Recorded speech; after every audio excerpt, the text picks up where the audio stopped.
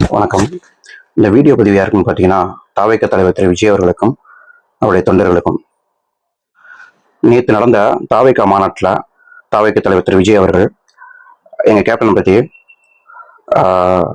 திரு captain புரட்சிக்கலைஞர் Vijayakanth என்னுடைய அண்ணன் அப்படின்னு பயங்கரமாக எமோஷனலாக மேடையில் பேசினாப்புல. என்னுடைய அண்ணன் புரட்சி கலைஞர் கேப்டன் விஜயகாந்த் அரசியல்னு வந்துட்டா தம்பி அண்ணன் எல்லாமே மகாபாரத கதை தான். தேமுதிக தொண்டர்கள் நாங்கள் ஒரு சில கேள்வி உங்ககிட்ட கேட்கணும். தாவேக தலைவர் திரு விஜய் அவர்கள்கிட்டையும் அவரோட தொண்டர்கள்கிட்டையும்.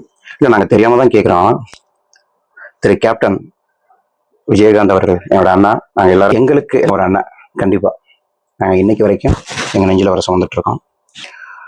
ஆனால் நீங்கள் உங்கள் அரசியல் சுய லாபத்திற்காக நீங்கள் சொல்கிறீங்க நேற்று பொது மேடையில் எப்படி கேப்டன் புரட்சி கலைஞர் விஜயகாந்த் என்னோட அண்ணன் அப்படின்னு பயங்கர எமோஷனலாக சொல்கிறீங்க. அது நாங்கள் தெரியாமல் தான் கேட்குறோம். அவர் வந்து உடல்நிலை சரியில்லாத போது வீட்டில் ஒரு தடவை கூட நீங்கள் போய் பார்க்கல சரிங்களா? இன்னொரு விஷயம், அவர் சினிமா வாழ்க்கையில் வந்து அரசியலுக்கு வரும்போது அவருடைய தொகுதியில் ஒரு தடவை கூட நீங்கள் அண்ணன் நினச்சிருந்தா, நான் சொல்கிறேன், நீங்கள் அண்ணன் நினச்சிருந்தா அவர் அரசியல் இருக்கும்போது நேரடியாகவோ அல்லது மறைமுகமாகவோ அவருக்காக அவர் தொகுதியில் நீங்கள் பிரச்சாரம் பண்ணியிருக்கலாம். ஸோ அப்போ நாங்கள் தம்பி நம்பியிருப்போம்.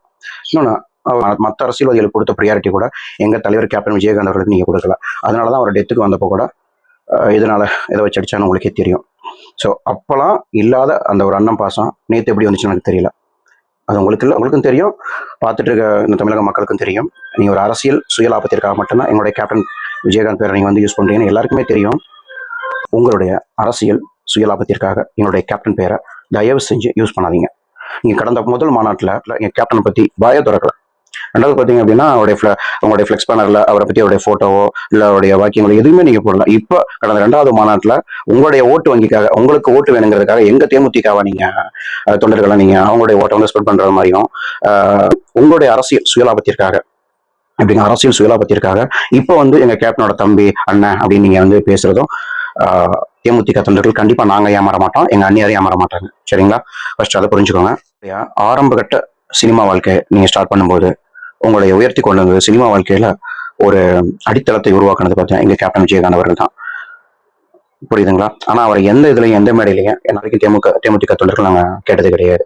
நேற்று உங்களுடைய அரசியல் சுயலாபத்திற்காக நேற்று வந்து கேப்டன் புரட்சி கலைஞர் திரு விஜயகாந்த் என் அண்ணன் அவர்கள் அப்படின்னு பயங்கரமா எமோஷனலா நீங்க மேடையில் பேசணும் நாங்க எல்லாருமே பார்த்தோம். ரெண்டாவது, அரசியல்வாதிகளுக்கும் உங்களுக்கும் பெரிய வித்தியாசம்லாம் ஒண்ணுமே கிடையாது. உங்க சுயலாபத்திற்காக, உங்களுடைய ஓட்டு வங்கிக்காக, உங்களுக்கு ஓட்டு வேணும் தேமுதிக தொண்டர்கள் வந்து உங்க மேல உங்க பக்கம் திரும்பி வரணும்.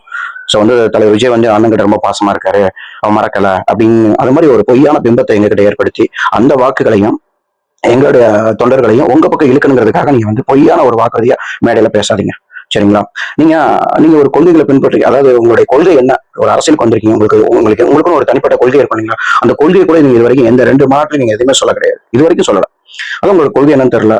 ஒரு மீடியாக்காரங்க கேட்கறாங்க, அவங்களுடைய ரசிகர்கள்ட்ட கேட்கறாங்க, உங்க தாவேக தலைவரோட உங்க கட்சியோட கொள்கை என்ன அப்படின்னு கேட்கறாங்க. அதுல ஒரு பையன் சொல்றான், சத்தியமா எங்களுக்கு தெரியாதுங்க, நாங்க விஜயனாவை பார்க்க வந்தோம் அப்படின்னு ஒரு பையன் சொல்றான். இன்னொரு பொண்ணு சொல்றாங்க, உண்மையில எனக்கு தெரியாதுங்க, நாங்க விஜயனாவை தான் பார்க்க வந்தோம், ஸோ விஜயனாவை எனக்கு ரொம்ப பிடிக்கும் அப்படிங்கிற மாதிரி வந்தாங்க.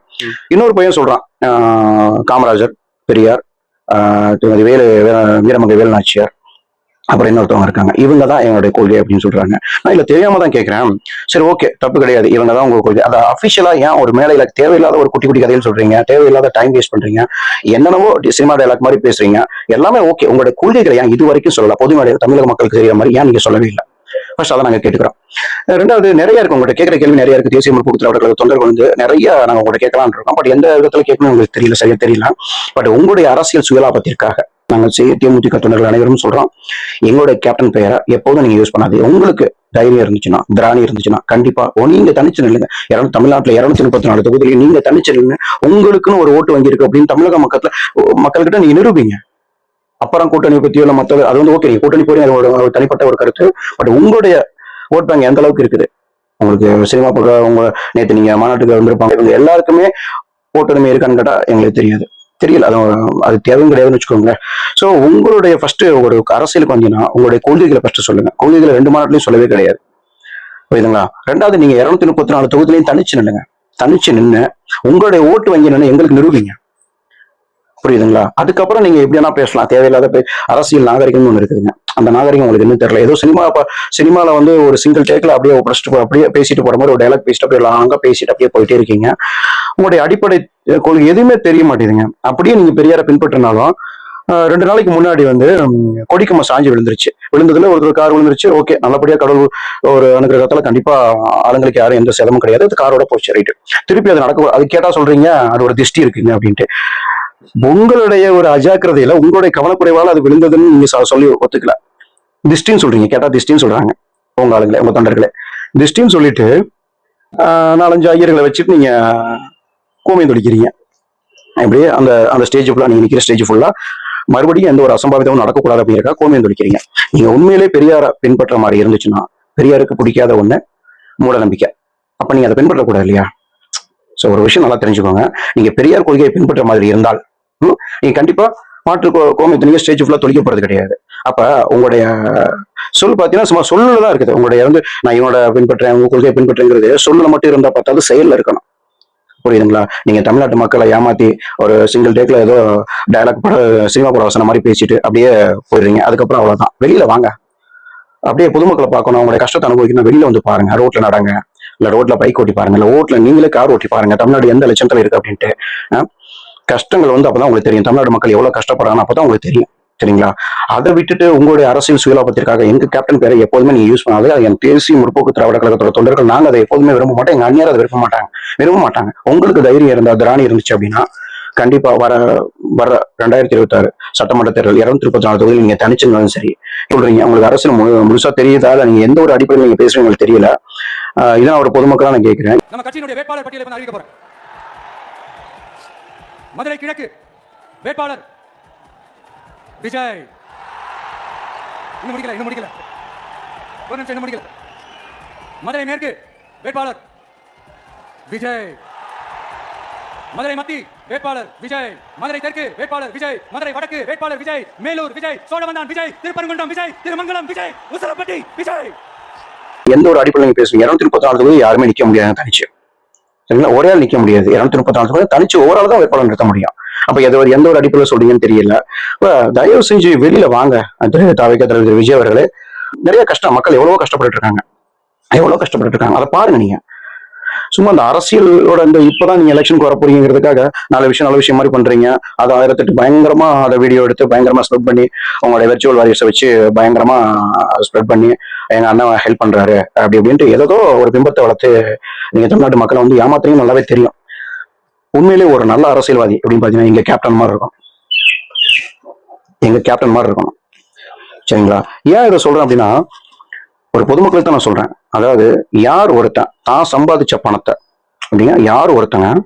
சம்பாதிச்ச பணத்தை மக்களுக்கு செலவு பண்றாங்களோ அவங்க வந்து ஒரு முதலமைச்சராவோ இல்ல ஒரு மினிஸ்டராவோ இருந்து மக்களுடைய பணத்தை எப்படி கொள்ளையடிப்பாங்க? ஏன்னா அவங்க ஏற்கனவே சம்பாதிச்ச பணத்தை தான் மக்களுக்கே செலவு பண்றாங்க. அப்படி இருக்கும்போது மக்களுடைய பணத்தை எப்படி கொள்ளையடிக்க மாட்டாங்க. தான் சம்பாதிச்ச பணத்தையே மக்களுக்கு செலவு பண்ணும்போது மக்கள் பணத்தை இன்னுமே நல்லா மக்களுக்கு தான் திருப்பி கொடுப்பாங்க. அந்த மாதிரி எங்க தலைவர் கேப்டன் என்ன அப்படிதான். சோ அவர் தலைவருங்க. அவர் தலைவர். நீங்க அரசியலுக்கு வந்து நான் நல்லது பண்ணுங்கிறதுலாம் இல்ல திரு விஜய் அவர்களே. என்னோட கேரியரின் உச்சத்தை உதறிட்டு, அந்த ஊதியத்தை உதறிட்டு உங்க விஜயா உங்களை மட்டுமே நம்பி வந்திருக்கேன். உண்மையில நீங்க 200 கோடி 300 கோடி சம்பாதிக்கிறீங்க. நீங்க நினைச்சிருந்துச்சுன்னா கிட்டத்தட்ட தமிழ்நாட்டுல எத்தனையோ பேர் உங்களுடைய ரசிகர்களா இருக்காங்க. கண்டிப்பா எங்களுக்கு மத்தவங்களுக்கு கிடையாது, உங்க ரசிகர்களுக்கு. இப்ப எங்க தலைவர் திரு கேப்டன் அவர்கள் வந்து பாத்தீங்கன்னா சினிமா துறையில ஆக்டிவா இருக்கும்போது பாத்தீங்க அப்படின்னா என்னென்னமோ பண்ணாரு. உதாரணத்துக்கு பாத்தீங்கன்னா அவருடைய ஒவ்வொரு பிறந்த நாளுக்கும் பாத்தீங்கன்னா எத்தனை இலவச கல்யாணமா இருக்கட்டும், இந்த மிதிவண்டியா இருக்கட்டும், அவங்களுக்கு டைலர் மிஷினா இருக்கட்டும், இல்ல அயன் பண்ற எவ்வளவோ உதவிகள் பண்ணிட்டு இருந்தாரு. அது எல்லாருக்குமே தெரியும். எவ்வளவோ உதவிகள் பண்ணியிருந்தாரு. பாத்தீங்கன்னா மதுரை பக்கத்துல இருக்க ஒரு நரிக்குறவர் சமுதாயத்துக்கு பாத்தீங்க அப்படின்னா 7 ஏக்கர் கொடுத்திருக்காரு. அதெல்லாம் அவர் சம்பாதிச்ச சொத்து. சரிங்களா? அவர் தேமுதிக தொண்டர்களை பொறுத்த வரைக்கும் தாவேக்கா கட்சியோட சுயநலத்துக்காக எங்க கேப்டன் பேரை யூஸ் பண்ணாதீங்க. இது தேமுதிக தொண்டரோட ஒரு தாழ்மையான வேண்டுகோள். நன்றி. மக்களை மிஞ்சின அதிகாரமும் இல்ல, அரசாங்கமும் இல்ல. அரசியல் என்னன்னு தெரியுமா உங்களுக்கு? நடந்து முடிஞ்ச சட்டசபை தேர்தல்ல 234 தொகுதியிலையும் டெபாசிட் இழந்த ஒரு வேட்பாளர் இருக்கார். அது வேற யாரும் இல்ல, இந்திய ஜனநாயகம் தான். நான் அரசியலுக்கு வந்துதான் அந்த ஜனநாயகத்தை காப்பாற்றணும்னு முடிவு பண்ணிட்டா அந்த அரசியலை நேரா பண்ணித்தான் எனக்கு பழக்கம்.